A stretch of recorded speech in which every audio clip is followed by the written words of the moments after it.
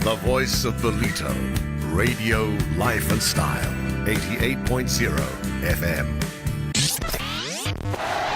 And it's just the mood has changed completely. I have Dr. Michelle Blom in from the Skin Renewal Institute. Good afternoon, Doctor. Hi. Can I call you Michelle or is it Doctor? What do you prefer? Please, Michelle. Michelle, okay, fantastic. Okay, but make no mistake, I do give you the credit of being a doctor. Now, just a bit of background. The Renewal Institute offers customized individual plans to address skin, body, and health concerns. Treat the whole body for, it really is optimal wellness, right? That's correct. Your medical team takes people on a journey, and every single patient gets offered a broad range of internal and external solutions. You're part of the medical team at the Renewal Institute, and you consult in both Mpumalanga and Durban. That's right. Okay, and you like me, you're also, well, you don't travel as far because I have to come all the way from Durban North, but you're a Durban Northite, and this part of the world's quite lekker, right? It's amazing. Okay, so I'm just hinting that you guys need to open a branch up here soon. Not that I need any touch-ups, you know, I've got a face for radio, so who knows. But we're talking about something I don't know much about, and I really want to learn more about. It's called injectable treatments. First of all, who should one see for injectables? I mean, there is obviously going to be some shady characters. Who should one see for injectables? Okay, so definitely Actually, no, I lie. Let's start back from the beginning. Yes. What are injectable treatments? Okay, so basically injectable treatments are anything that we can do based on needles, really, to enhance the features of the face or the body or whichever it may be that is your concern area. The different types that you get, and we'll perhaps go into that a little bit more later, but are, for example, Botox is one that people know quite well. Filler is another one that a lot of people do. And then relatively new on the market is threads. That's another form of injectable treatments that we do. So we'll go into what those are a little bit. So they're basically any type of injectable treatment, aesthetically based. I mean, do these have any, besides aesthetic, do they have healing properties or any form of medical property that is not aesthetic, that enhances in other ways? Definitely. So Botox obviously is most well known for its aesthetic properties, Sure. but there's a lot of uses for Botox out there. One of them is a condition called hyperhidrosis. So, for example, if you sweat excessively under the arms, on the palms of the hands, the soles of the feet, Sure. we inject Botox into that area, and it really is a game changer for people. You can inject Botox into your hands? You can. Okay, now you have to educate me, because I was under the impression, and you know the old saying, someone gets Botox and they've got the permanent smile and things can't move. Is that complete fallacy done correctly? Okay, so Botox basically works differently, injected at different depths. That's what it boils down to. Okay, I didn't know that there was different depths. So for when we do it for hyperhidrosis, we inject it a lot more superficially than what we do, for example, to paralyze a muscle. And that's how it works. Okay.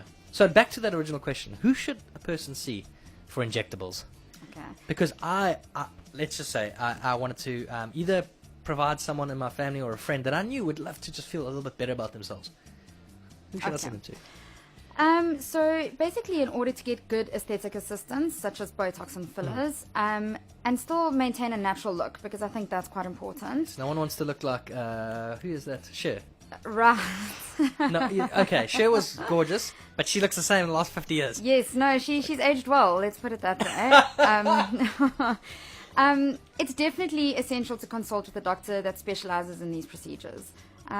Each person has different requirements. We're all different. Sure. And that's why it's important that you see someone who does this on a regular basis so that they can assess your needs rather than, work on a template kind of thing.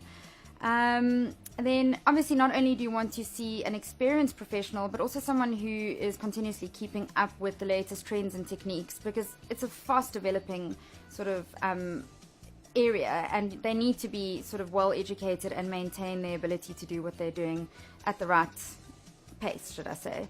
And also something that we find quite important as quite a large group of doctors is that we find, because we're a pool of doctors, we're able to share our experiences and our information, and sometimes that helps a lot, because I do think it gives a better treatment.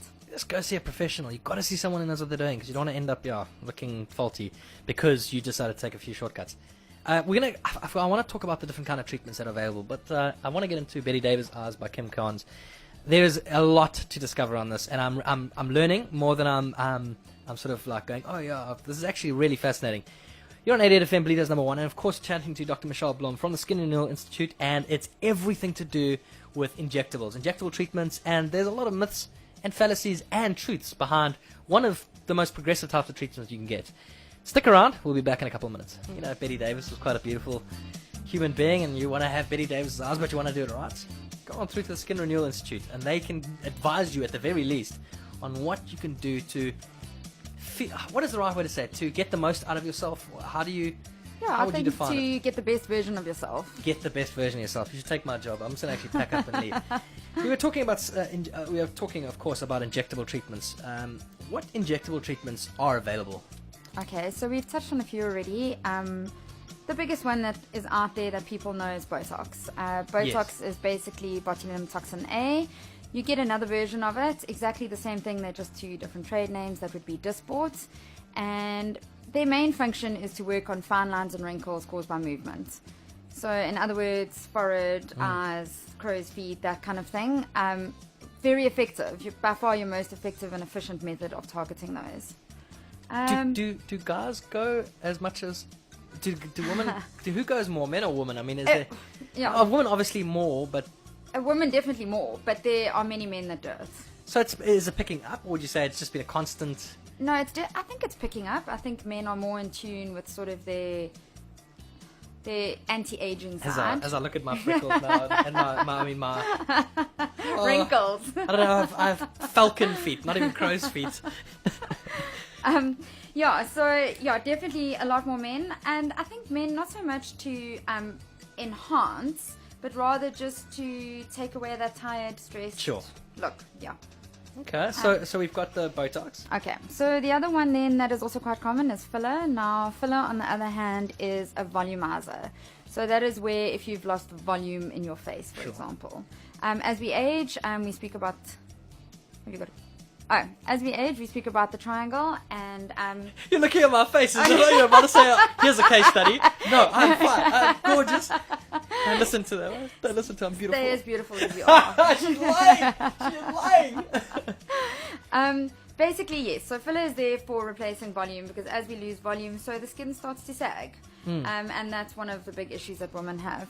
Filler is also there, though, to enhance a lot. So younger women who want bigger lips, more defined cheekbones, more defined jawline. A lot of men like a stronger jawline. 100%. That kind of thing. Curse my rounded face. A bowling ball with lips. It's terrible. That is where filler comes into play. We can do quite a bit with filler. We do what we call a non-surgical rhinoplasty. So we can do a lot with the nose with filler. We sort of redefine chins, that kind of thing with filler. So filler is a great tool to use. And then lastly, threads. So you get different types of threads, but mainly the main function of threads is to lift and tighten the skin by using the body's own natural process. Wait. You've got to define it a little bit more than that. Okay. Is that so? That's a type of surgery almost? Easiest way to describe it is when you go into theatre and they give you a suture that they tell you, don't worry, it's going to dissolve. Yes. Similar type of thing. So what happens is we put it in just under the skin, and its main function is to simulate collagen and elastin, and that in turn then lifts and tightens the skin. And how long would that last? Okay, so the best way to answer that question is as long as your natural collagen lasts. Right. So okay. it's stimulating the body's natural process of collagen, and I mean, the older you are, the weaker your collagen is. The younger you are, the stronger your collagen is. Okay. So we've obviously covered what they do, what the differences are between them.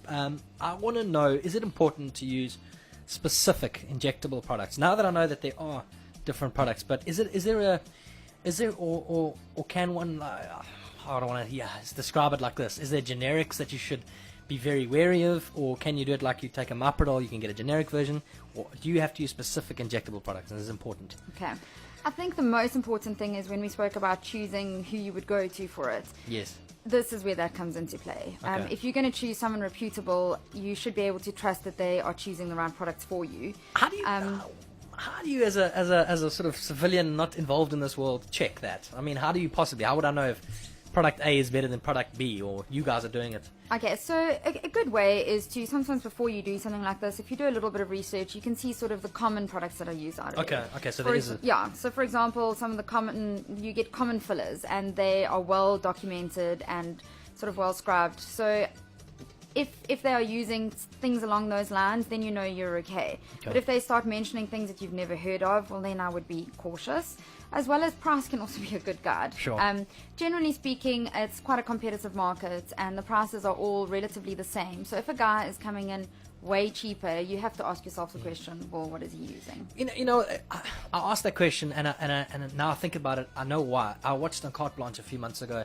A woman was a guy, was a doctor, a medical practitioner, but he wasn't a breast augmentation specialist. There's a specific term for it. I forget the name. And a whole bunch of women went to him for breast augmentation, and they were in trouble. There was infections and all kinds of things. And he was saying, no, I studied it and blah, blah, blah. He hadn't. And these were not, and I don't want to use the word loosely, but they weren't exactly gullible women.